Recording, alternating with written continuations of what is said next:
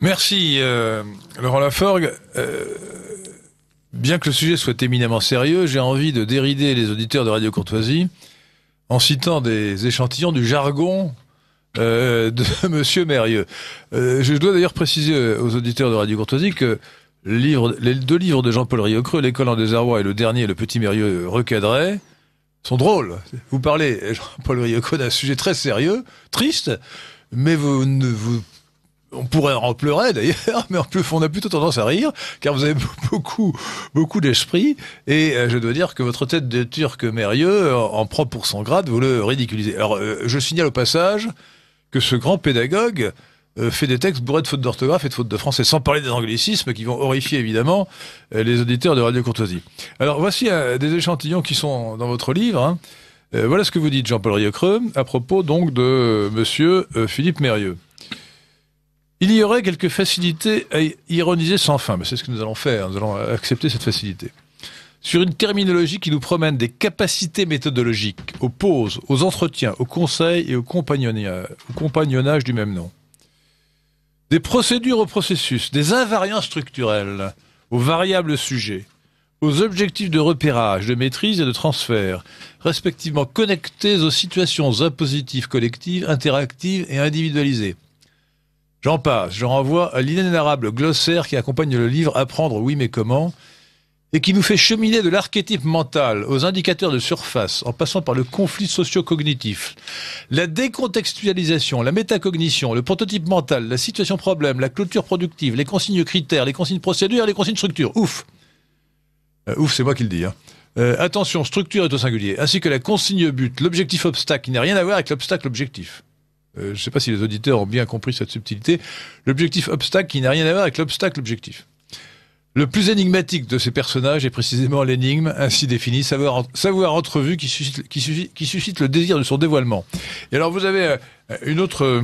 Vous avez beaucoup de citations du même genre, mais un autre échantillon qui n'est pas mal non plus, c'est page 120, un peu plus loin donc, beaucoup plus loin du même livre. Le Petit Mérieux recadré. Vous appelez ça des perles rares. Jean-Paul Rieucreux. Toujours à propos de Philippe Mérieux. Faut-il, après les pulsions consommatoires et les errances organisationnelles, évoquer l'éradication de l'intrus, la juxtaposition chaotique des insignifiances? Ça, c'est ce que je préfère, la juxtaposition chaotique des insignifiances. Pas mal, hein? La jouissance de la satisfaction pulsionnelle, l'avachissement institutionnel, les petites solitudes mortifères, les obsessions égotiques, l'injonction panécastique. Et là, je dois dire que je n'ai pas fait de grec comme vous. Que veut dire panécastique? Eh bien, je l'ignore. Ah, vous l'ignorez aussi? Ouais. Vous êtes quand même agrégé d'être classique et vous parlez grec comme moi je parle français. Enfin, mieux peut-être.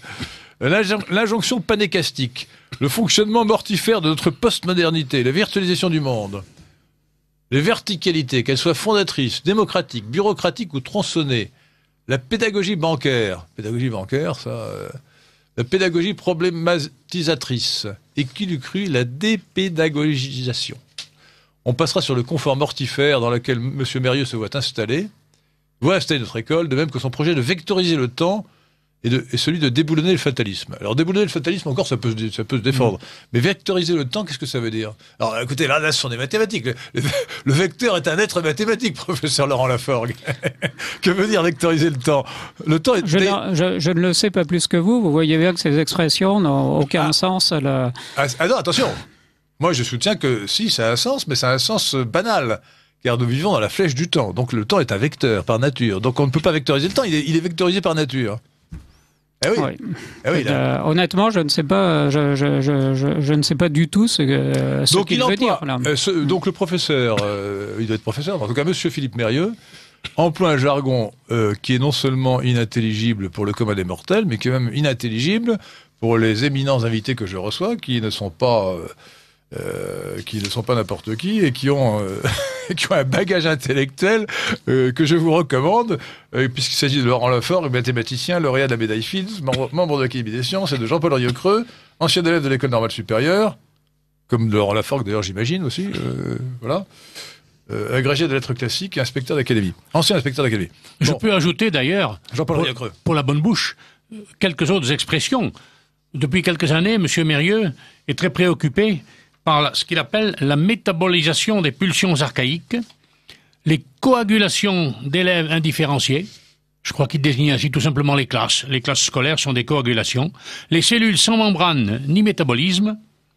Et enfin, l'horizontalité des arrangements quotidiens. En fait, je pense que ce langage est destiné à faire brouillage et brouillard derrière ce qui existe réellement et que Laurent Laforgue a bien décrit et qui est purement et simplement la destruction de l'école.